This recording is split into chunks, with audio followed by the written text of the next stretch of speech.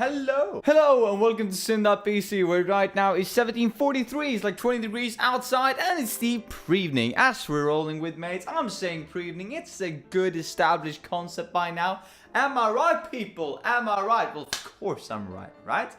What's a lot of right in that sentence? And neither one of the ways did we go left. I know, that's not that funny. I'm a bit tired, by the way. Might have been because it's been a good weather for 3 solid days in a row. You never get that in Sweden, even in the highest of the season. So this is a bit of an occurrence, I'd say, for me. Seeing that it's like 20 degrees outside and the sun is shining and all that good stuff. So I could be really tired because the sun is taking its toll, or because I've been outside each and every single day for a longer amount than I usually am. Could be various different reasons. Piling on to the idea that, I'm a bit tired could be because, turns out, remarkable, right? Quite actually rather interesting. When you break your patterns, when you break the things that you do each and every single week, when you break your routines, it takes a toll on the brain. Psychologically, I've changed one thing this week. This previous week, rather, I would say. And what has that been? Well, I've been moving one of my workout sessions, let's say, from Friday to Saturday. Completely just threw my entire weekend out of whack. I mean, I have so much muscle ache in my stomach that I hardly can stand up. It's true. It's weird, but it's true. And usually I just did the same thing that I did from Fridays, right? But for some reason, since I waited till Saturday, it all just went out of proportion, right? Maybe because I had a bit of a longer wait, so I could actually pile on more things without me actually knowing about it. Could be the case, right? Who really knows? But it's quite incredible how much what do you say? How much it's taking its toll, so to say. Not to be dehydrated in the tropical summer. Summer feeling of this weekend. 20 degrees. Am I right, people? Anyway, mates, that's not why you're here. No, you're here because we're going to talk about something that I just threw out there. I just threw it out there yesterday, and I realized that's probably not such a good idea, and you might be wondering what it is. Well, during the SNR as of yesterday, I was talking a lot about space exploration, the Martian initiative by NASA, and I was also taking it into consideration and kind of making a comparison between, how we should spend our money, and I took the idea of space exploration and culture especially, and I thought, it's kind of weird that I just threw that out without actually, establishing why I thought as I did and why I had that kind of approach, because I'm sure it's an unpopular opinion. On both sides, actually. If you're saying that you're prioritizing one over the other, it's going to be an unpopular opinion no matter what, right? Because there's going to be a very fringe minority of people that are feeling a very strong sensation of that one of these are correct, and then a lot of people in between who just don't gonna give a, right? Who are just gonna saying that, why are you even arguing for this case when you ain't even gonna make a difference about it? So in order not to piss off too many people, I thought, why not convey my rationale for why I said as I did? And important to keep in mind is that this is my opinion, how I was grown up, how I've been nurtured, my circle of friends, how I've been interacting with people, right? And this is an opinion. I'm just, establishing context, right, for who I am, deriving at this opinion. And this is an opinion, right? Which means it can be changed in the future. If I am presented with an argument of, this is actually quite a logical reason for why we're putting so much effort into culture, then I might change my mind. Don't take this as an absolutist view. No, because it's not. It's just my reasoning as of right now for why I said that yesterday. So did we get enough of context for that now, so that you don't come in like 2 or 3 months and say, idiot, how could you say this when this is apparent? And I'm like, wow, I actually didn't know about that. Good point, I'm with you now. That could happen. That's how a reasonable person is actually taking part of a discussion, being sure that they're open-minded and open to their change of opinion, actually taking in different opinions, different perspectives, so that you can change. Otherwise, why discuss it in the first place? I'm right. So in order to just, hopefully that was enough context for you all, so that you don't call me out, so to say, in the future and being like, hey, you said the opposite before. Anyway, I think that my stance on this topic is quite apparent after yesterday's video. And that being, I like space exploration. I do not like culture, right? When it comes to favoring how the budget of a country should be placed, I'd say culture, should be commercialized, right? It should be a commercialized success if it wants to work. And I can only speak in the terms of how much I know about my own country, right? So this is going to be very nationalized to Sweden. And I might not even be correct in my assumptions and my knowledge about it, right? Could be the case that I'm stating that this is how it is. Turns out later on, that's not at all how it was, right? So, source critique. Apply that. But as I've understood it, culture in Sweden isn't really commercialized, so to say. It's not based on a supply and demand. It's not based on that people are actually going and watching Swedish cultural shows, which makes it going around. It's rather substitutes from the government being placed on culture or being substituted to culture, right? So I'm paying I'm working. Let's say that I'm working. I know I'm a student. Who needs to work? Am I right, people? Anyway, the privilege of being a Swede or a Finnish person, right? And all of these good stuff with free education so that we can actually fully functionalize on that and don't have to care about work. It's great. Anyway, but imagine that I'm working, right? I'm working and doing all the me things. And then I get a salary and I need to pay a certain amount of this salary as taxes. And so I pay them. Of course I pay the taxes, right? Because the country needs to be functionalized. It needs to work. It's based on this basic underlying structure that people are paying taxes. But then what are these taxes being used for? That is why we're voting in different political parties, so that they can tell us, or so that they can represent our interests in how our communitive money is being used. Our aggregated money is being used. And I'm just saying that a lot of that money, not a lot percentage-wise, but more than I would have liked to. I would obviously prefer a zero amount, right? Nothing. Probably a negative, right? Exercising a tax on it, probably not. I wouldn't like to exercise tax on it specifically. But I would like to see, a zero in contribution to culture, whilst it's not zero. So, in my opinion, from where I'm standing, it's quite a lot of money that's dedicated out to different cultural initiatives all over the world. All over Sweden, as I've understood it. And I just do not like that. Now, I'm an economist, right? Wow, that's probably a broad view of stating it, right? But I'm studying economics at least. So I'm studying this principle of supply and demand, the free market, the Adam Smith, the invisible hand, if there is no barrier of entry. Imagine a world where just, the supply, the need is being presented, the need is being fit. And if culture isn't actually a solution to any particular need, then why does it exist? That's my kind of view on it. So no matter what you pit it up against, in this case it was space exploration, which I'm biased towards as well. I'm really positive towards that, right? So should be kept in mind as well. So I'm very biased negatively towards culture. I'm very biased positively towards space exploration. So in my world, this is rather easy choice for me, right? Focus on that, not on that. Quite easy in my opinion. However, there are some arguments for, no matter how it works, that we should support culture if we don't already do it as much as I say that we do. And some of these arguments is that, well, what is it that really makes a Swede? Right? What is it that really makes an American? What is it that really makes a Chinese person? What is it? Isn't it culture? Isn't it culture that binds us all together? Create a perspective of who we are as a nation? Isn't that culture within itself? Right?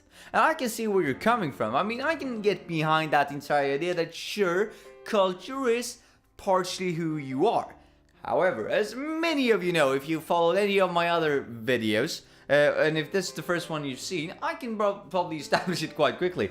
I don't think that culture is that important, even if I don't just think that it shouldn't be getting substitutes of money. That's not my only concern. Not getting a grant, not my only concern. I don't think culture is important to begin with. As I said, I'm negatively biased towards it. I don't think it fills that much of a purpose. For instance, let's put it into our perspective, and I know I'm kind of derailing a bit, but we're gonna get back to it. In Sweden, there is a big discussion about that. For instance, teachers and doctors are not getting enough salaries, and they're not getting enough money. We have a shortage of everything. But still we're giving money to culture. Now, for the functionality of the country, I would argue that teachers and doctors should get more paid. And I don't know what it's called in nurses as well, of course. I'm just taking that into consideration. The entire hospitalization, right? That entire area of commerce should be given the money that they need before we start paying out money to culture. And I know some people are going to say, well, don't pay out that much to culture. No, but in my opinion, still too much because we're paying out something. Anyway, and we're getting back to the entire idea that, so that's just a sidetrack, by the way, that's the case as well, or an argument as well. But some people are saying, culture is kind of what makes me a part of a nation. And my stance on that. I'm more of, we're a liberal people. Not liberal, probably the wrong term. Not trying to connect me to any form of political view here. Even though it might be, but I don't know of it, let's say. But I think that we're more of a global people at the time. Because especially with the internet, I can see people all over the world how they interact in different ways, right? Because they can present it in a video, they can present it in text, they can present it in a speech, they can present it in so many very different ways. So I can actually access this information all over the world, which makes me feel like I'm well traveled, in a sense. Not that I've actually been at the place, but that I've interacted with that type of culture, which makes that type of culture influence me as a person. And I think that most people, at least in Sweden, right, have the access to the internet and are utilizing it in, a further or lesser extent in the same way. That they're interacting with people from all over the world, which gives them the access to different cultural experiences, which means that, in my opinion, and I know that some scholars would agree with me, I know that some scholars would definitely disagree with this statement, but I'm saying that based on this entire interpretation of how it works, the internet and stuff, together with culture, in conjunction with culture, we're getting to a more monotone state of one globalized culture. Which makes me feel like if the Swedish culture is that important to begin with, because if we're moving more towards a global culture, because we're all interacting with each other, so we're all taking influences from each other, and we're all learning from each other, right? Then is Swedish culture really that important? And I know that some people are going to take either one of two stances on this, or if you're impartial, that could also be the case. But you're either going to say, like me, there's a global culture out there, so who really cares about my culture? Isn't my culture just really creating a we and them kind of approach, that kind of perspective? Isn't that creating more problems than it solves? Isn't it better if we're all just one big culture, we're all part of one big culture, instead of actually focusing on these different cultures and different nations? Because, well, for once, it's going to cost us less money, and second of all, we're probably going to have less, arguments, less differences, if we all can agree to at least some form of standardized global culture that we all can apply to. Now, however, there are going to be people on the other side of the spectrum as well, which is completely valid. And I'm not saying that it isn't. It is completely valid. For instance, you can say that, well, if we're moving towards a more a more globalized culture, then people might appeal to that globalized culture, which means that we need to substitute existing culture, national culture, because it's important that it's still there. I mean, the things that has influenced this global culture is still based on how we operated individually in the different nations, right? That's the entire basis on this argument. So in that sense, isn't it better that we actually support these pieces of nationalized culture in all different nations, so that we can keep them as kind of a frame of reference of how we derive to this global culture? Yet again, as I said, if people are then applying or appealing to this global culture, that means that there ain't going to be a need in the same sense for the nationalized culture. But we still need it to be there and exist so that it doesn't just die out, which is why it's substituted. Maybe that is the case. However, what I'm seeing a lot of the money that should go to cultural stuff, well, being used at, and I'm not saying that I'm an expert yet again, right? I've delimited myself from that, so to say, to use some fancy terminology.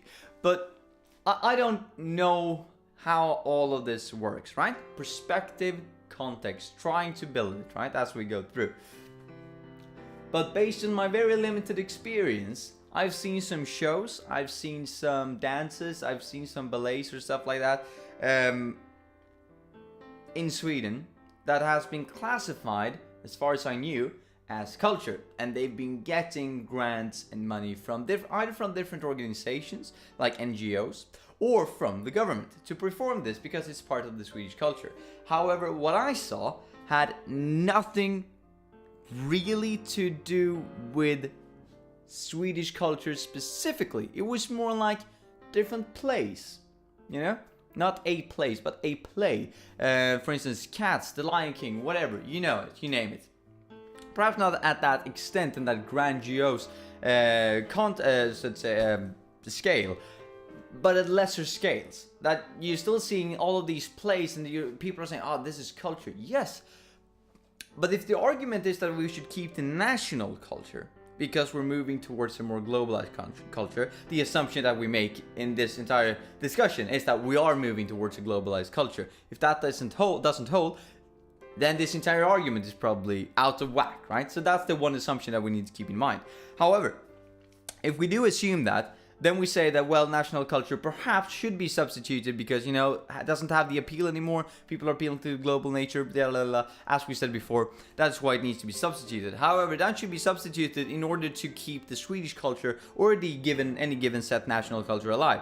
However, what I'm seeing is that these different dances doesn't have anything at all to do with what I consider to be national culture in Sweden. It's just things that I could go to any specific country wherever and see.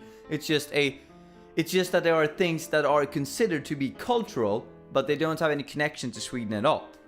And then it gives me presents me with the perception that if it's just cultural things or cultural plays and cultural dramas and cultural dances that you can find all over the world, and it isn't commercial, you know, it isn't a commercial success in Sweden, then why do we keep them? Because obviously this culture is established in other places of the world. So we still have that frame of reference, that it's there. And it doesn't really present a Swedish version of it, or at least not as I know of. So why do we keep it? Another argument for why that is the case is because, well, if we want to show kids of culture and if we want to implement culture more in society and people don't go watch it, it's just a bigger incentive of giving them substitute so that it's still there, so that it doesn't die out. However, as I said in the beginning, I'm more of the other mindset. I'm saying if people don't go and watch it, isn't that kind of an indication that it shouldn't exist? Perhaps doesn't exist altogether, but perhaps just been scaled down. Less money should be presented to culture. Just my opinion, right? As of right now, as I said, there are many different valid arguments for why we have culture in Sweden, why we have a specific and substituted national culture. And if anyone presents me with a really good argument for why, I'm sure to change my mind. It's just that as of right now, I don't really see the relevance of it. I'm just thinking that culture in and within itself creates more problem than it solves with the, you know, we and them kind of perspective that it presents. And I think that this globalized, standardized in a way culture is the way to go if you should combat that. So actually keeping nationalist culture is presenting a problem in and within itself. However, as I said, I might change my mind if you present me with a different opinion. Wow, I really need to say that a lot to really build context. This is like anti-clickbait. Anyway, mates, I shall leave you with this. Rather that you're moving into a discussion with an open mind, than that you're going in with a preemptive assumption of what is right and then you just refuses to change your mind because you look like a bloody fool. Anyway, mates, have a nice one and I'll see you tomorrow. See ya.